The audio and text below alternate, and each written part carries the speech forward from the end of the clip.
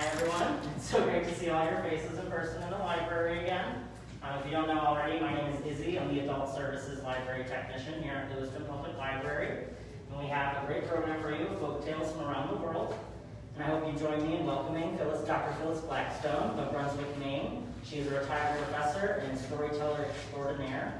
And she's been using storytelling from teaching first graders all the way to graduate students. And in her retirement, she's traveled across the country, learning from different storytellers and telling stories of her own. And so today she's going to perform a few folk tales for us and lead us in discussion of some of their deeper truths. And so with that, let's welcome Phyllis Blackstone. Thank you, Lizzie. I'm so glad to be here because, frankly, I was getting tired of telling stories on Zoom. So I'm glad to see your eyes. Glad to see all of your eyes. Well, the first story I have for you tonight is a story from the country of Haiti. Now, if we started in Maine, in the United States,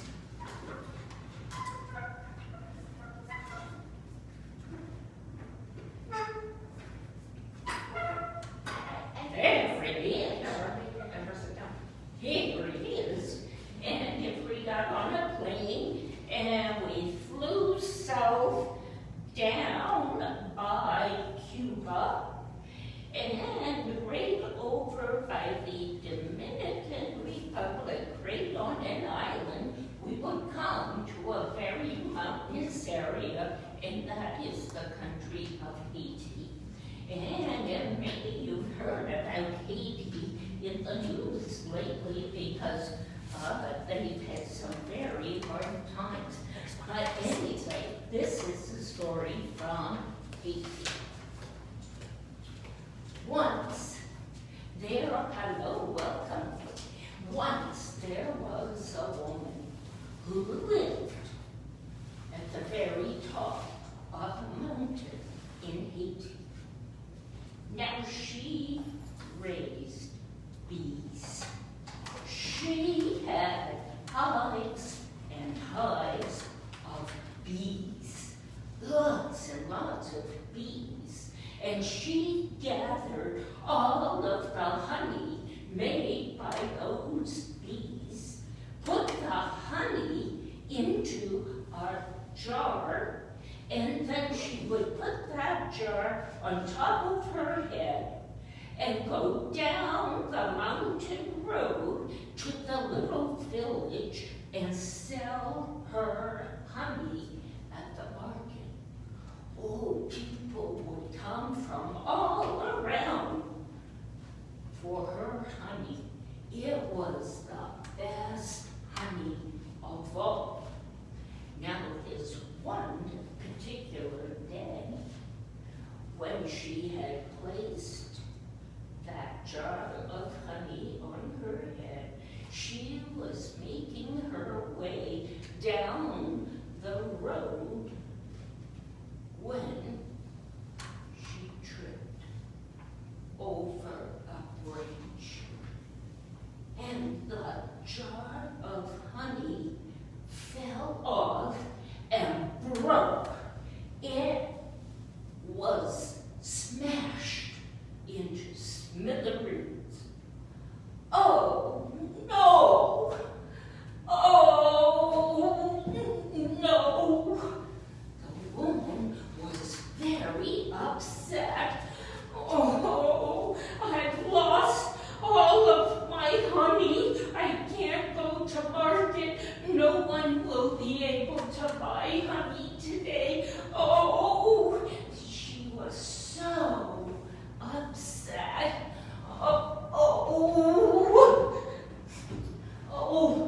Papa God, why do you give me so much misery? This is misery, misery, misery. And she turned around and started to go back home. What could she do? Now,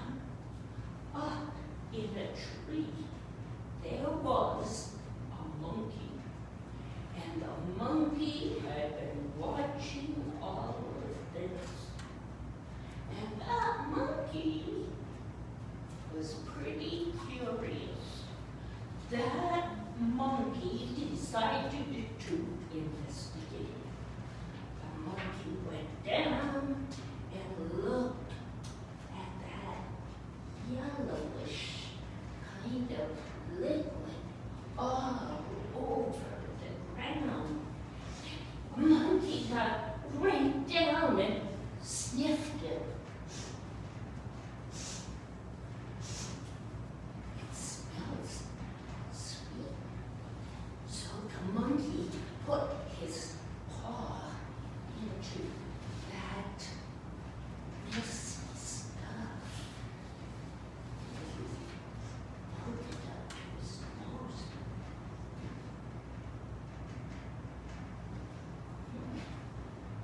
He had never seen anything like this before. So he stuck out his tongue and took a little taste.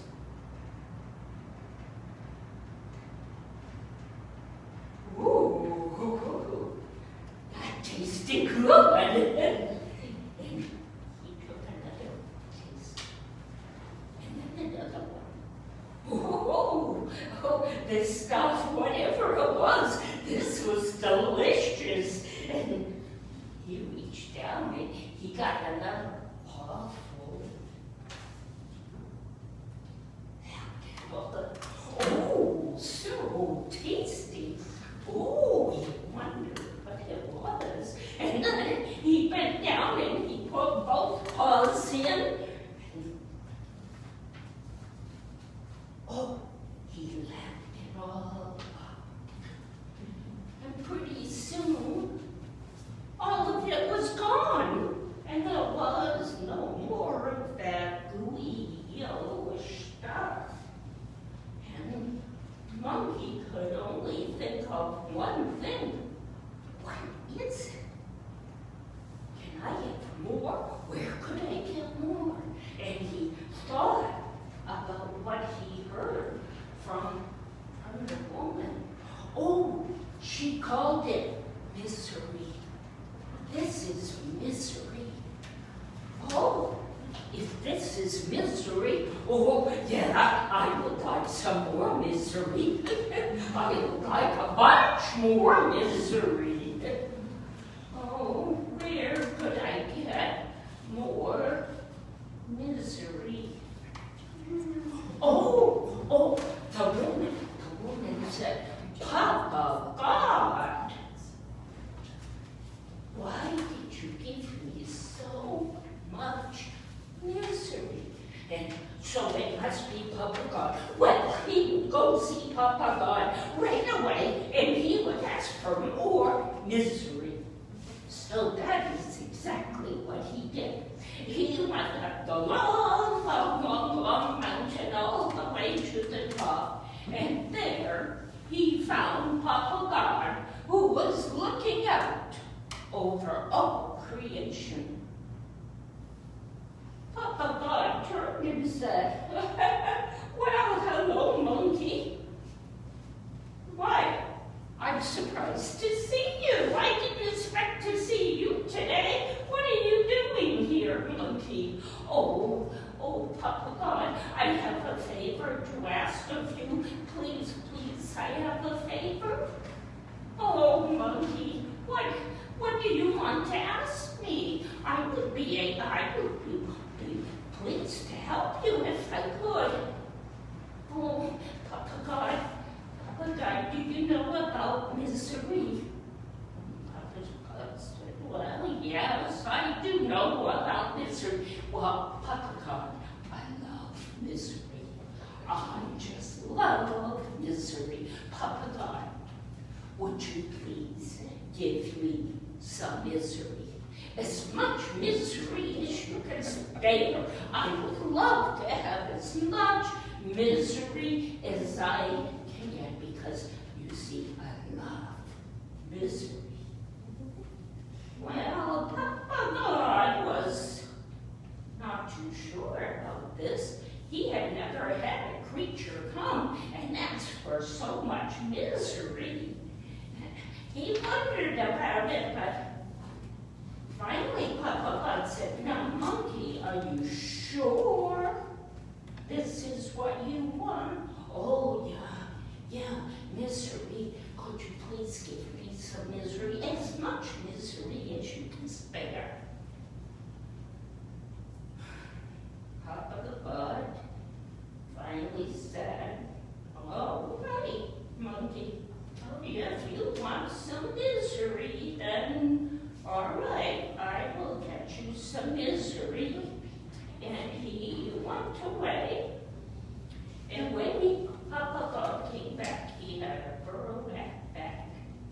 And he said, "All right, monkey, there is more than enough misery in this bag for any monkey.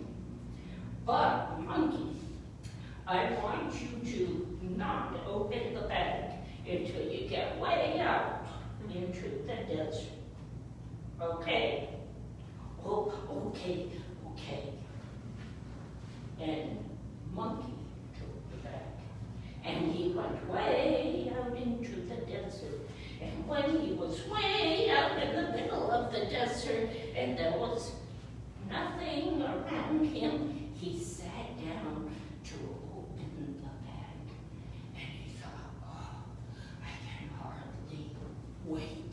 I can taste that sweet, sticky misery in my mouth already. Oh boy!"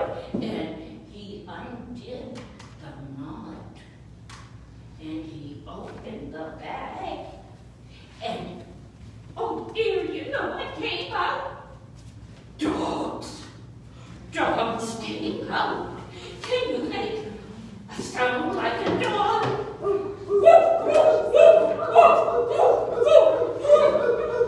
Good, we've got more kids who can make sounds like dogs. Can you make a sound like a dog? And those dogs kept running around, monkey, running around and running around and running around, and all the time yapping and yapping and yapping and biting at his heels. Well, oh, it was misery, all right, but it was not the kind of misery the monkey was expecting. And so, well, the monkey just started running, and he ran this way, and he ran that way, and the dogs were running right behind him, making noises and trying to catch him. And, oh, yes, that's exactly. They were going on and on and on, and he ran and ran and ran and ran. Yes. And then Monkey saw a tree. Oh, and Monkey headed for that tree. And when he got to the tree, he went right up to the very top, because you know monkeys are very good climbers. He went up to the very, very top. And what did those dogs do? They just kept running round and round and round. And what were they saying? That's exactly how it sounded. They went round and round and round. But those dogs, they never did climb up the tree. Because they're terrible climbers. Exactly. So, after a while, the dogs got tired, and they just went away. Monkey stayed up in that tree for a long, long time. When he thought it was safe, and those dogs would never come back again, he went down, and he went back to his tree. Now let me ask you, who put that tree in the middle of the desert? Well, it must have been Papa God, because Even Papa God knows that too much misery is not a good thing, even for a monkey. Thank you.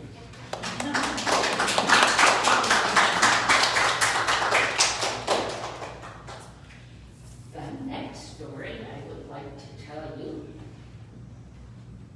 has animals in it too, probably a monkey. And this story comes from South Africa.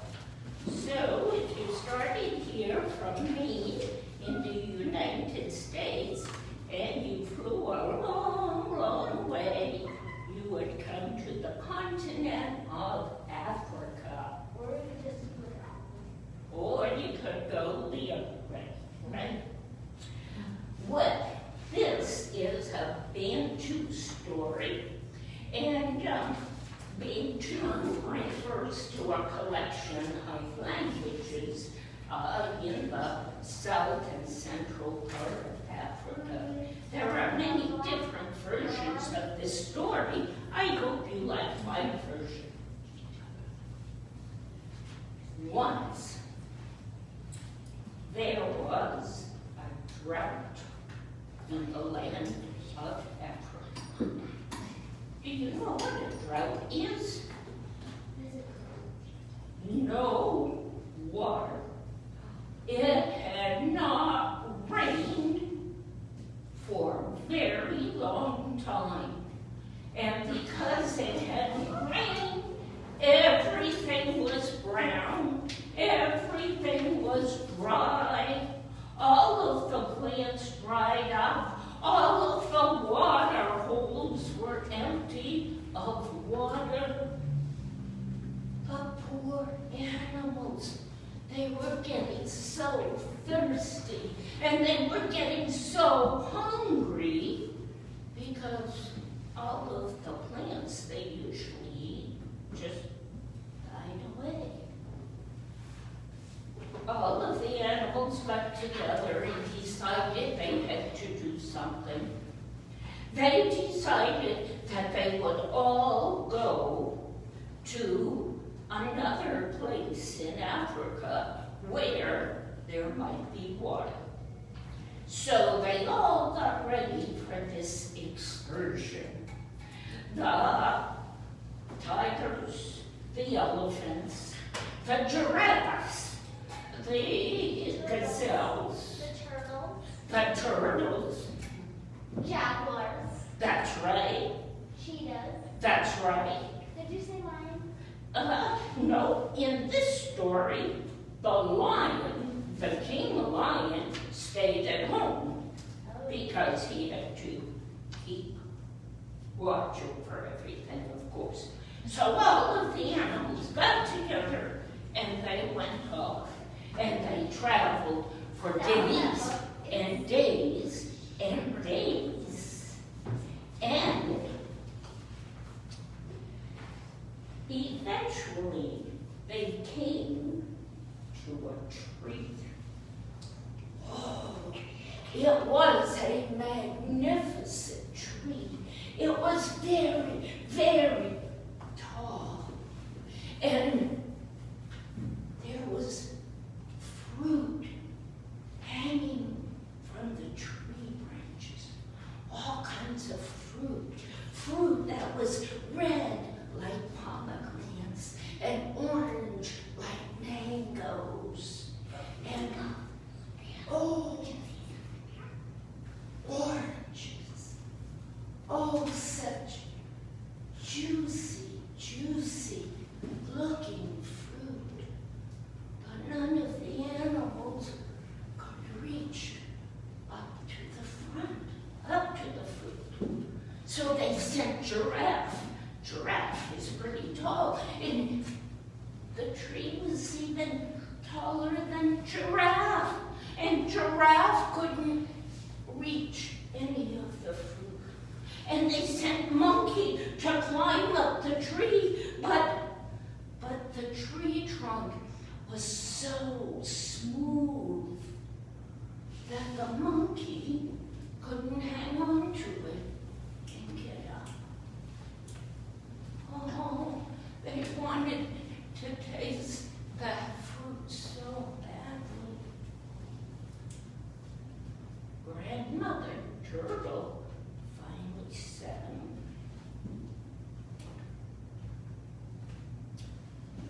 I remember. I remember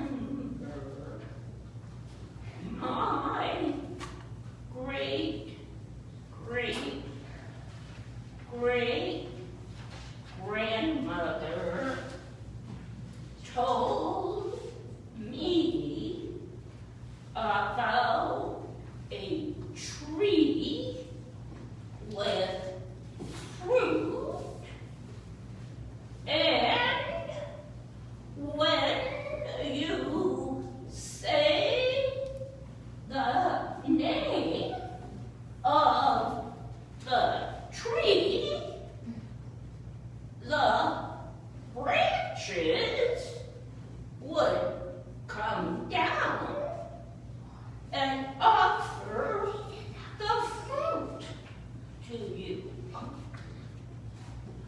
Oh, wow, said all of the animals. Oh, does anybody know the name of the tree, huh? Does anybody know?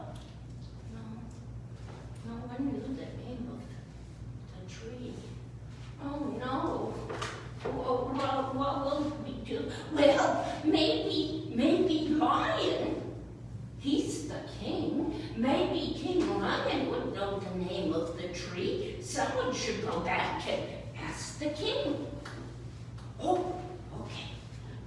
And Gazelle jumped up.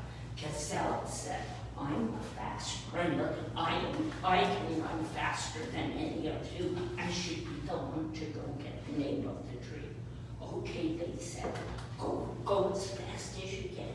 Well, that Gazelle started running, and he ran, and he ran, and he ran. It was a long way.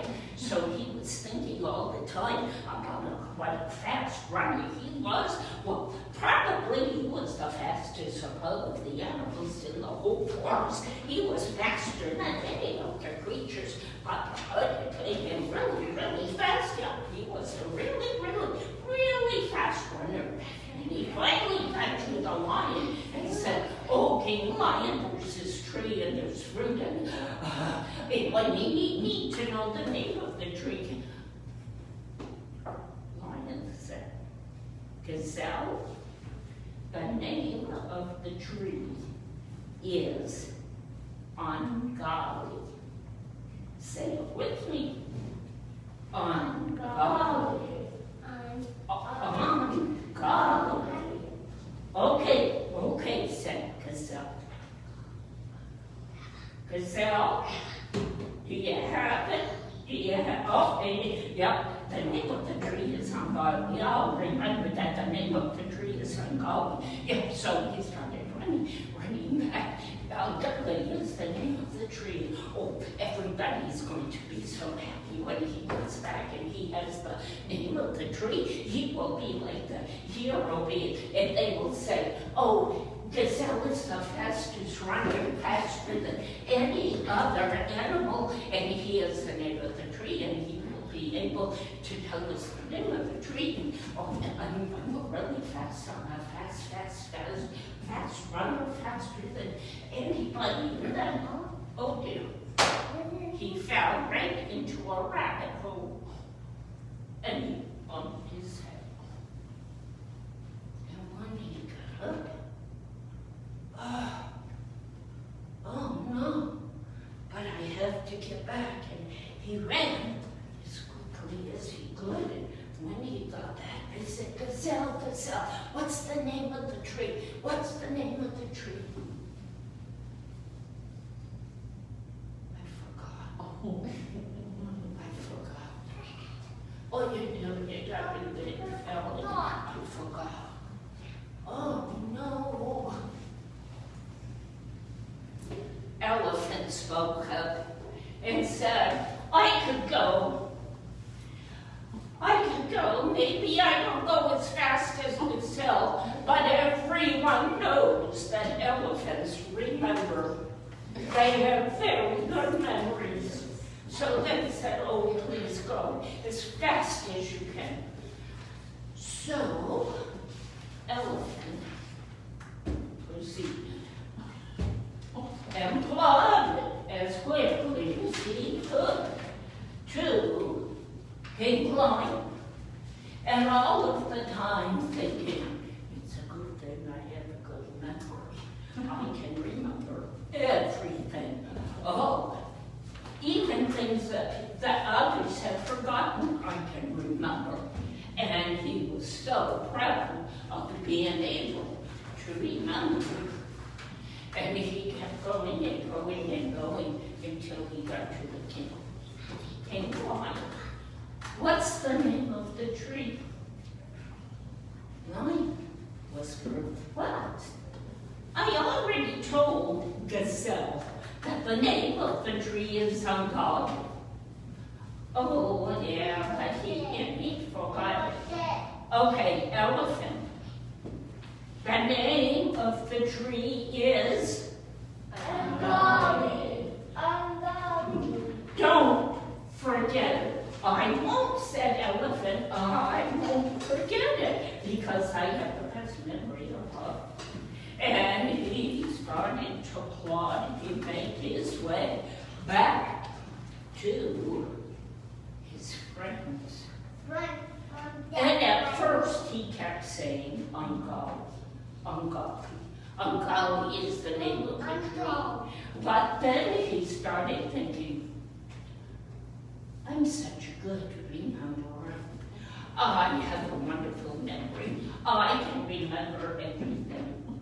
Even all of the other animals, none of them can remember things the way I can remember things. I can remember everything. And you know, he fell into that very same rabbit hole. Oh no! And boy, did his head hurt. And he almost tripped over his trunk. When he got back to his friends, and they were all leaving. What's the name of the tree? The name of the tree. The name of the tree. And he scratched his big ear. Oh, the name of the tree. I forgot. It's the first thing I've ever forgotten. I forgot. And the people all said, oh no, what are we going to do now?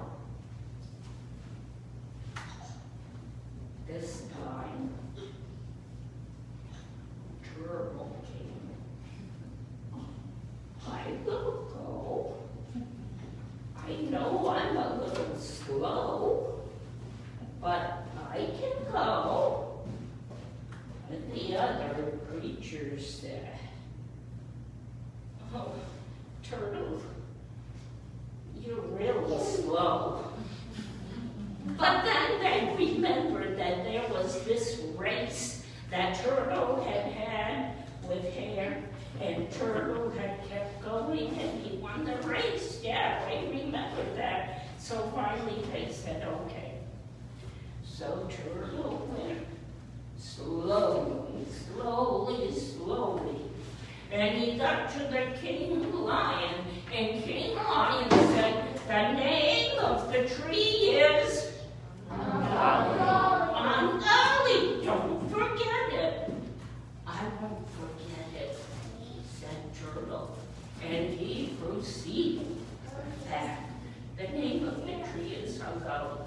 The name of the tree is Ungodly. The name of the tree is Ungodly. The name of the tree is Ungodly. He kept saying it over and over again, and he turned it into a song. Ungodly, ungodly, ungodly, ungodly, ungodly, ungodly, ungodly, ungodly. And he got back to all the people, and they said, what is the name of the tree? And Turtle said, the name of the tree is Ungodly. Oh,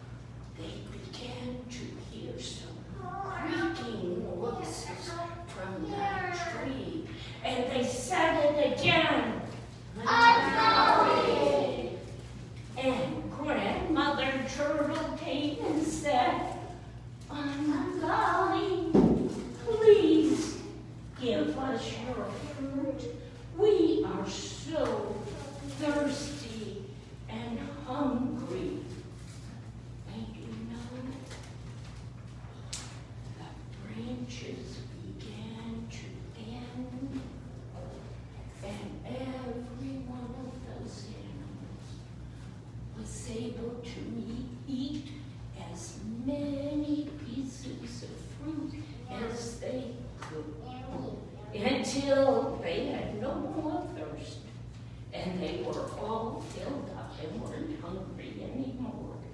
And for a long time, they stayed near that tree, and every time they said the name, Ungodly. the tree would bend and give up its fruit. But those animals, they never ever forgot to say,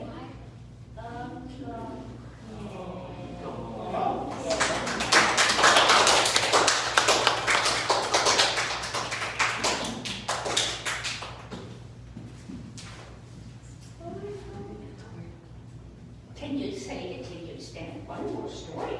Yeah. Yes. Oh, bless your hearts. I'm glad you like my stories. Thank you for coming. Thank you. Oh, I'm glad they were here to help me with the ungodly story, or it would be a very weak ungodly one. Okay, this last story is from South Korea. Korea is over by Japan, right? And the big country of China. Young Oak was a young married woman. And this one day, she was very sad and depressed. She was running up the hill to the home of the hermit, a very wise man who lived in a cabin all by himself.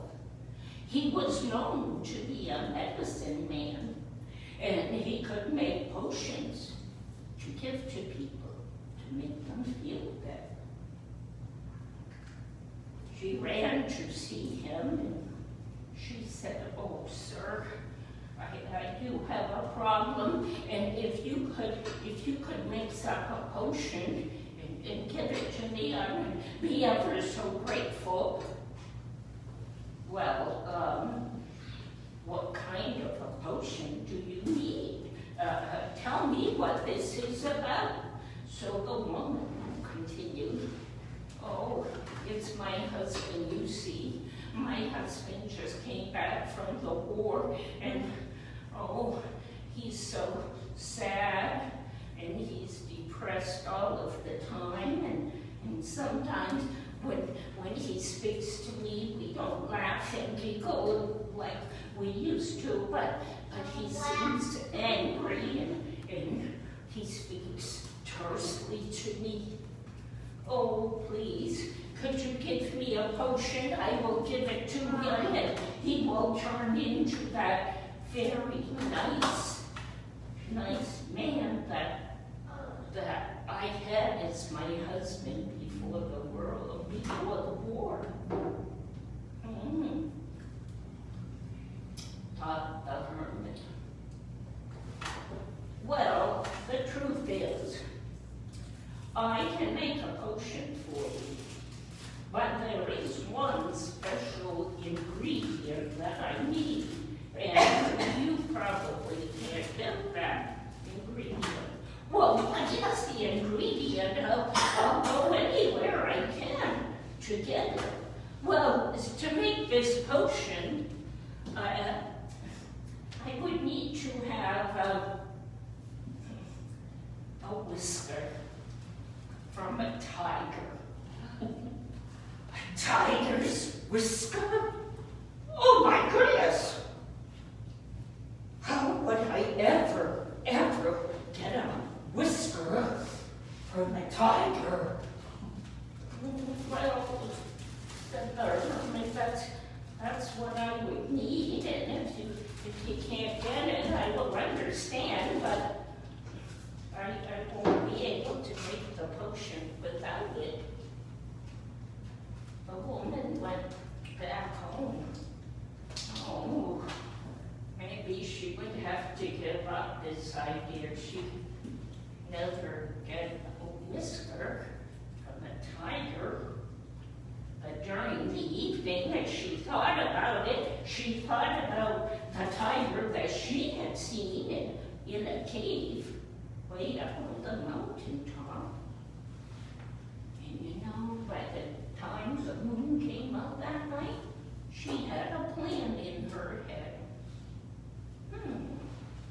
She took a bowl and put some meat and some rice in it, and she went to the cave of the tiger. She placed the bowl right there and said, "Tiger, tiger, I brought some food for you." And then she went home. The next night, she brought back another dish of meat and rice and put it there, and she noticed that the meat and rice from the night before was gone. She put it down there and said, "Tiger, tiger, I brought some food for you." For a whole month, this is what she did, night after night after night. And then, one night, when she went with the meat and the rice, guess what? The tiger was standing at the door of the cave, waiting for her. And she gently took the meat up and put it down and said, "Here is your food, tiger. I hope you enjoy the food." That tiger did eat it up.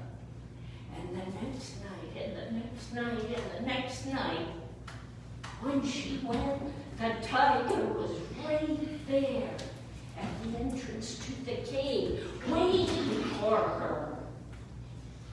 And then, over the weeks that followed, every night that she went, the tiger would come closer and closer to her until she could reach out and pet the tiger. Imagine petting the tiger. But the tiger had come to trust her. One night, when she took the meat and the rice, and the tiger came right up to meet her, and she put her arms around the tiger, and she said, "Tiger, would you please give me one of your whiskers?" And she reached in, and just as quickly as she could, she pulled out a whisker. And the tiger didn't mind at all. Well, the next morning, that woman went running back up that hill to the hermit's house with that tiger's whisker in her hand. "Here it is, here it is. I've got it, a tiger's whisker." "You were able to get a tiger's whisker? Let me see that," said the hermit. And the hermit put it in his hand, and he looked at it. He put it in the other hand, and he looked at it, and, that is the whisker from the tiger. And then he picked up that whisker and threw it into the fire. "What are you doing? What are you doing? Do you know how many months it took me to get that whisker?" And he said, "Tell me how you got that whisker." And she related the story, night after night after night after night, taking the rice and beans, rice and beans, and rice and beans to the tiger, and the tiger come to trust her until she was able to get the whisker. But now you have thrown it away, and you can't make the potion for me. What am I going to do? And the wise man said to her, think about this. Think about how long it took you to win the confidence, to win the trust, to win the love of this tiger. Is your husband any more important than a tiger, than a beast of the jungle? Yes, your husband is much more important. And you will have to do the same with your husband. Patience, patience, and love. Patience, and love. Love, and patience. Thank you.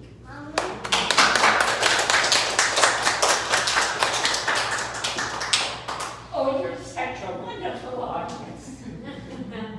Thank you so much for listening to my stories. When you go, please take a story card with you. And if you know of any place that needs a storyteller, I'd be happy to show up and tell my stories. And these are many books from this library of stories, folktales from all over the world. Thank you for coming today.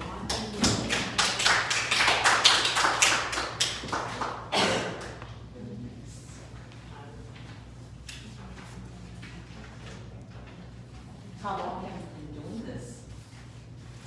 Since I became a first grade teacher in 1970. So I've been telling stories for a very, very long time. But for a long time I told stories just to children. And they always like folk tales, don't they? Have you ever tried going to nursing homes? I have done it, and since I've retired, I've done nursing homes, I've done retirement homes, I go to churches, and sometimes instead of a sermon at church, they get a story, which I think is better than a sermon. Well, the kids like that. So, yeah, I tell stories a whole lot of different places. Yeah. Where were you from? I am from Maine. I'm a native Mainer. And I was born way up in northern Maine, in Caribou. And my dad was a potato farmer, and I've got lots of stories about that. And but I really grew up in Brunswick, and then when I retired, I came back to my hometown. Yeah. So I have a book. During the pandemic, I decided to write down all of the stories that I made up in my head but never wrote down. So I wrote them all down. And my book is coming out later this summer. This book. Oh, is that this? Well, that story is in it. Yeah. It's a whole collection of stories. Congratulations. Thank you. Thank you. Thank you. Okay, Mr. 5-year-old who's going into kindergarten. I didn't know that. How did I know that?